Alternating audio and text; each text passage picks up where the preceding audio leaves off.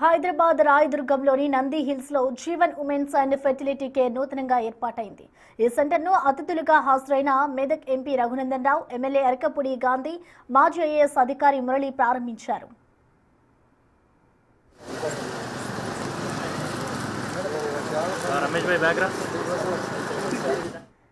మారుతున్న జీవన శైలి, ఉద్యోగ ఒత్తిళ్ల కారణంగా నేడు చాలా మంది మహిళలు మాతృత్వానికి దూరం అవుతున్నారని అన్నారు ఎంపీ రఘునందన్. అత్యాధునిక సాంకేతికతతో తక్కువ ఖర్చుకే మెరుగైన వైద్యం అందించేందుకు ఈ సెంటర్ అందుబాటులోకి రావడం అభినందనీయమన్నారు. అన్ని వర్గాల మహిళలకు ఈ ఫెర్టిలిటీ సెంటర్ వరంగా మారుతుందని పేర్కొన్నారు.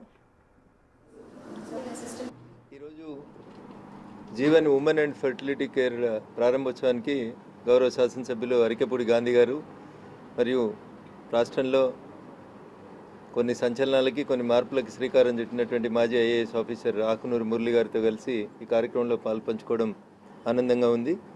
మారిన జీవన శైలి, మారుతున్నటువంటి పద్ధతులు, మనుషుల్ని ఫెర్టిలిటీకి దూరం చేయడం, సాఫ్ట్వేర్లో ఎక్కువసేపు స్టాగ్నెంట్గా ఉండడం, మనిషి మూమెంట్ లేకపోవడం, గతంలో పల్లెటూర్లలో మనుషులు పనిచేసేటువంటి లేదా ఆడవారు పనిచేసేటువంటి పనులన్నీ ఇప్పుడు మిషన్స్ చేసేటువంటి పరిస్థితి రావడంలో మారిన జీవన శైలి వల్ల అనేక మంది మాతృత్వానికి దూరంగా ఉండి రకరకాలైనటువంటి ఇబ్బందులు పడుతూ ఉన్నారు. అలా మాతృత్వానికి దూరం అవుతున్నటువంటి అనేక మంది ఆడబిడ్డలకి సహాయం చేయాలనేటువంటి ఉద్దేశంతో Jeevan fertility and women care పేరిట ఈరోజు ప్రారంభించినటువంటి ఈ సెంటర్ భవిష్యత్తులో అనేక మందికి మాతృత్వాన్ని ప్రసాదించాలని, తల్లి కావాలనే కోరికకు దూరంగా ఎవరు ఉండకుండా ఈ ఇన్స్టిట్యూట్ సహాయం చేయాలని మనస్ఫూర్తిగా కోరుకుంటూ డాక్టర్లు ఇద్దరిని కూడా ఈ సందర్భంగా శుభాకాంక్షలు, అభినందనలు తెలియజేస్తా ఉన్నాను. సో బేసిక్గా మేము ఈ ఐవీఎఫ్ సెంటర్ పెట్టడానికి మెయిన్ రీజన్ ఏంటి అంటే ఇన్ఫర్టిలిటీ రేట్స్ అనేవి చాలా పెరిగిపోతున్నాయి.